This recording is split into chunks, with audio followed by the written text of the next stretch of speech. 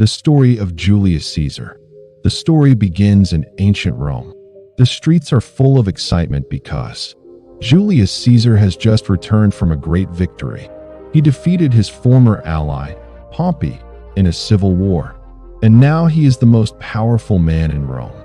People cheer for him, throw flowers, and celebrate his return. But not everyone is happy. Some senators and noblemen are worried. They fear that Caesar's growing power will make him a dictator, a king in all but name. Rome has always been proud of being a republic where no one man rules alone. The fear is that if Caesar continues to rise, the freedom of the Roman people will disappear. Amid the celebrations, a fortune teller pushes through the crowd. He calls out to Caesar, warning him, "Beware the Ides of March." The Ides means the middle of the month. March 15th. Caesar laughs off the warning and ignores it. To him, it sounds like nonsense.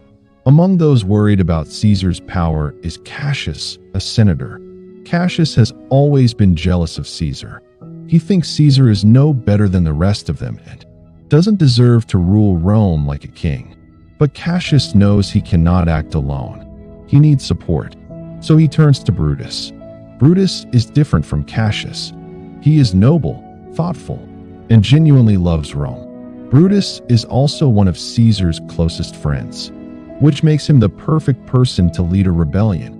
Cassius begins to whisper in Brutus's ear, telling him that Caesar is ambitious, that he may want to crown himself king, and that Rome's freedom will be lost. Brutus does not want to betray Caesar, but his love for his country makes him question what is right. Slowly, doubt grows inside him. Cassius organizes a group of conspirators, men who secretly agree to kill Caesar before he becomes too powerful. They meet in the shadows, plotting their next move. They know Caesar must die, but they also know it won't be easy, because he is loved by the people. Brutus, torn between loyalty to Caesar and duty to Rome, finally makes a painful decision. He joins the conspirators. To him, this is not murder. It is a sacrifice for the good of the Republic. He convinces himself that Caesar must be killed, not for jealousy or personal gain, but for the safety of Rome. As the day of the assassination approaches, strange things happen in Rome. A fierce storm shakes the city. People see omens, lions wandering the streets, dead men walking, fire falling from the sky. Many believe the gods are warning of terrible events to come. Meanwhile, in Caesar's house, his wife Calpurnia has a terrible dream. She sees Caesar's statue spouting blood and Romans washing their hands in it. She begs him not to go to the Senate that day. At first, Caesar agrees to stay home. But then Decius, one of the conspirators, arrives. He cleverly twists Calpurnia's dream, saying it is a sign of Caesar's greatness, that Rome will draw life and strength from him. Flattered, Caesar changes his mind and decides to go. On the morning of March 15th, the Ides of March, Caesar walks toward the Senate. Along the way, the same fortune teller who once warned him again calls out.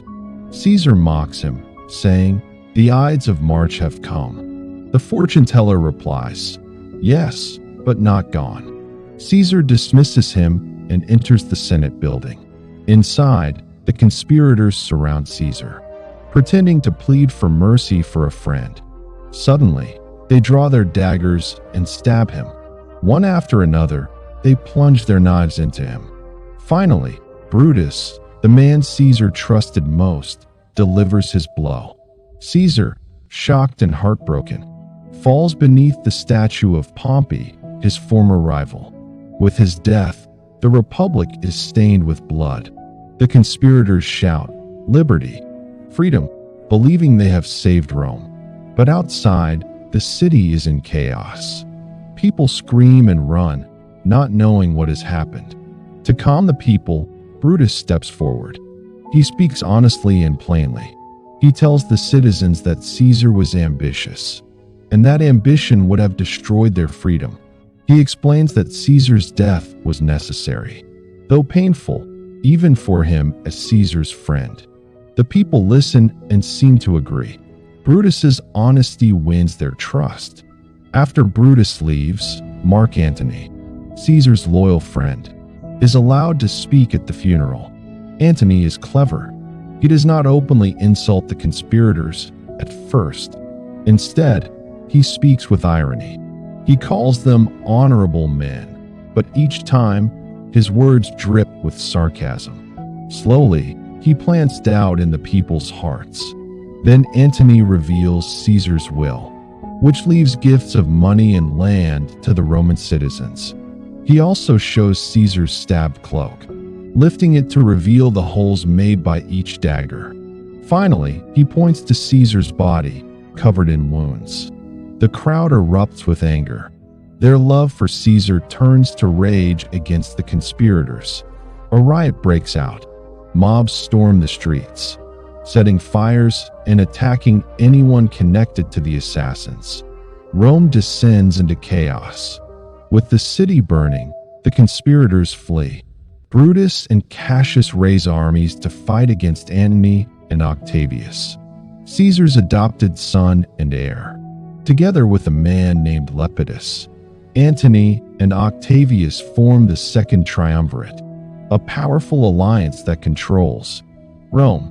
They mark their enemies for death and seize power by force. Meanwhile, Brutus suffers personal tragedy. His wife, Portia, distraught by the events and fearful for him, kills herself by swallowing hot coals. Though Brutus hides his grief, it adds to the weight on his heart. One night, as Brutus rests in his tent, he sees the ghost of Caesar. The ghost tells him they will meet again on the battlefield at Philippi.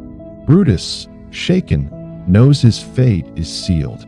At Philippi, Brutus and Cassius face Antony and Octavius. Before the battle, the generals exchange sharp words, each certain of victory. Then the fighting begins. Cassius's army struggles. Believing his side has lost, Cassius asks his servant to kill him. With sorrow, the servant obeys. Cassius dies, thinking his cause has failed. Brutus continues the fight bravely, but soon, his army is defeated as well. Refusing to be captured, Brutus throws himself onto his own sword, held by a loyal follower. With that, he dies, ending the rebellion. When Antony finds Brutus's body, he does not mock him. Instead, he honors him.